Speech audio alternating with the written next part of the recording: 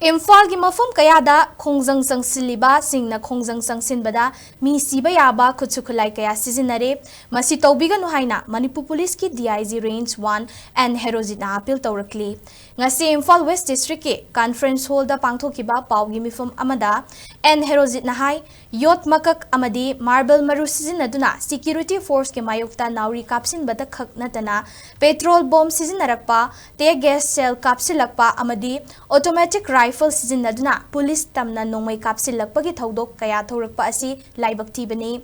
Fibam asi yauraba fawba security force ki maikaidage khongfam handuna nongmai kapagi thabak hauzik fawbagi oina chathadana lakli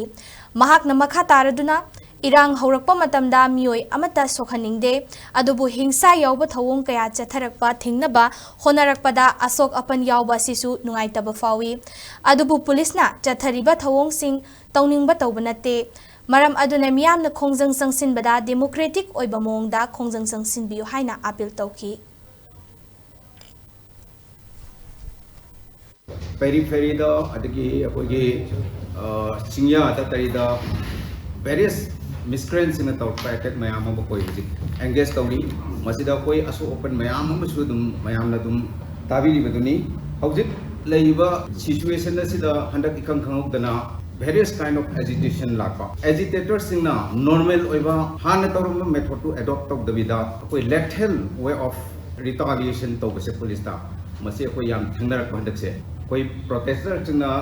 Sijinnare ba khulai se yam lethal oiba mongda Mee Siba Yaba mongda nung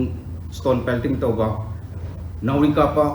kapa sida sumoi akogi some of the protesters in high tai moni Sijinnare basi isam jamba marban gumba kai gumba taba koi youth gumba ka aga maduna palaga di koi mi si amna lethal oiga taba mongda du gumba Sijinnare pa tear gas Sijinnare pa akogi mathakta police ki mathakta tear gas Sijinnare pa sigi mathakta automatic firearm Sijinnare pa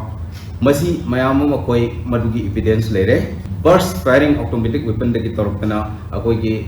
Imphal isi commando osi panba aduga koi police personnel amasu sokpa yaure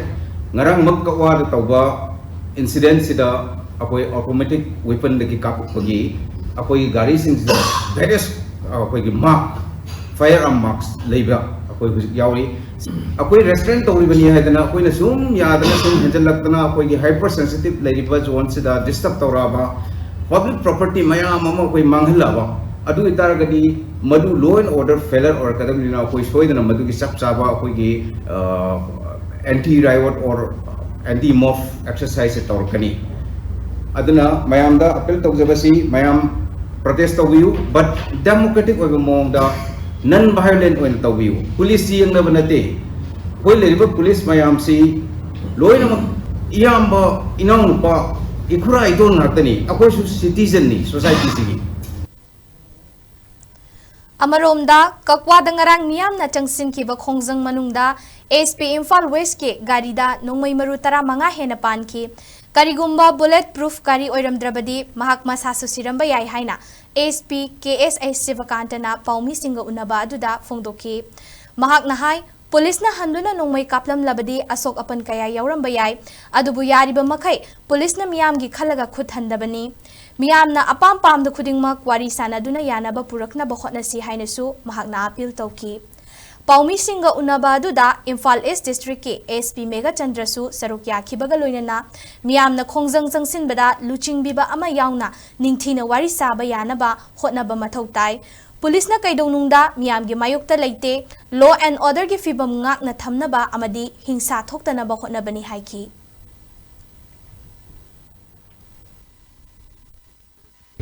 Larang maki kakwag incident sida kuni police gari including isamaki gari da nungay maru Meeyam pale nungay maru more than 15 rounds matatu rangani nungay maru pale se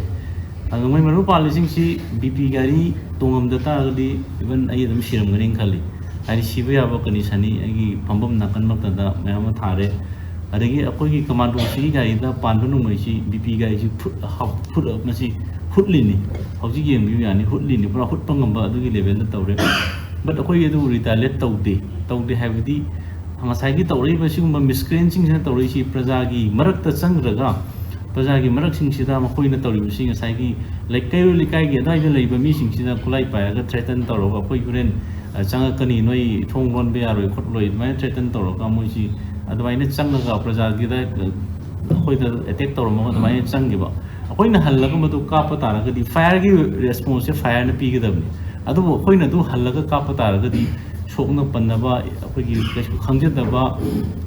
ꯑꯉꯥꯡ ꯑꯍꯟ ꯂꯃꯟ ꯂꯩꯔꯤꯕ ꯃꯌꯥꯝꯁꯤꯡ ꯍꯥꯏꯕ ꯇꯥꯔꯦ ꯁꯤꯗ ꯑꯁꯣꯛ ꯑꯄꯟ ꯌꯥꯎꯔꯒ ꯑꯗꯣ ꯑꯩꯈꯣꯏ ꯃꯁꯤ ꯑꯩꯈꯣꯏꯒꯤ ꯄ꯭ꯔꯖꯥ ꯉꯥꯛꯇꯅꯤ ꯑꯩꯈꯣꯏꯅ ꯁꯦꯐꯇꯤꯒꯤꯗꯃꯛꯇ ꯂꯩꯔꯤꯕ ꯑꯩꯈꯣꯏꯅ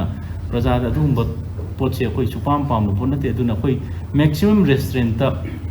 ꯃꯁꯤ ꯑꯩꯈꯣꯏ ꯈꯨꯠ ꯍꯟꯗꯕꯅꯤ ꯑꯗꯨꯕꯨ ꯃꯁꯤꯅ ꯁꯨꯝꯅ ꯇꯣꯏꯅ ꯁꯨꯝ ꯇꯧꯔꯛꯑꯒꯗꯤ ꯃꯁꯤ ꯈꯨꯠ ꯍꯜꯂꯛꯇꯕꯗꯤ ꯌꯥꯔꯣꯏ ꯅꯣꯡꯃꯗꯤ ꯁꯣꯏꯅ ꯈꯨꯠ ꯍꯜꯂꯛꯀꯅꯤ ꯑꯗꯨꯒꯤ ꯃꯇꯝꯗꯣ ꯉꯥꯏꯕꯤꯒꯅꯨ ꯍꯥꯏꯅ ꯑꯩꯈꯣꯏ ꯔꯤꯀ꯭ꯋꯦꯁ ꯇꯧꯖꯒꯦ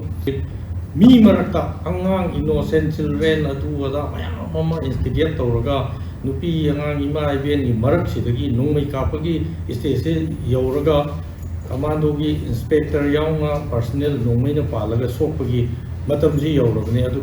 ꯃꯁꯤꯒꯤꯁꯦ ꯔꯤꯄꯤꯇꯦꯗꯂꯤ ꯑꯦꯚ꯭ꯔꯤ ꯀꯩꯅꯣꯗ ꯇꯧꯕꯒꯤ ꯈꯨꯗꯝꯁꯦ ꯍꯧꯖꯤꯛ ꯐꯪꯉꯦꯕ ꯚꯦꯔꯤ ꯗꯦꯟꯖꯔꯁ ꯇ꯭ꯔꯦꯟ ꯃꯁꯤꯗ ꯑꯩ ꯍꯥꯏꯖꯒꯗꯧꯕꯁꯦ ꯁꯤꯒꯤꯁꯦ ꯂꯥꯛꯇꯥꯔꯒꯗꯤ ꯏꯃꯥ ꯏꯕꯦꯟ ꯈꯪꯗꯦ ꯁꯥꯇ꯭ꯔ ꯁꯪꯁꯊꯥꯟ ꯈꯪꯗꯦ ꯑꯦꯅꯤ ꯑꯦꯖꯤꯇꯦꯁꯟꯒꯤꯗ ꯌꯥꯎꯔꯤꯕ ꯀꯥꯡꯕꯨꯁꯦ ꯌꯥꯝꯅ ꯃꯣꯏꯒꯤ ꯑꯟꯗꯔꯃꯥꯏꯟ ꯇꯧꯔꯛꯑꯅꯦꯕ ꯄ꯭ꯔꯤꯊꯤꯕꯤꯒꯤ ꯍꯣꯜ ꯋꯥꯔꯜꯒꯤ ꯃꯔꯛꯁꯤꯗ ꯃꯣꯏꯁꯦ आर्म मिसक्रेंसिंग आर्म ग्रुप कांगुना इंस्टिगेट तौरगा तौबने अदना चप्पा याम साथीबा ट्रेन अमा public perception all over the world लाकनेबा कोइना थिंगमसु ngमोय it happens for the last few days consecutively wherever it happened arm miscreant gi nongmi kapagi train se lakhe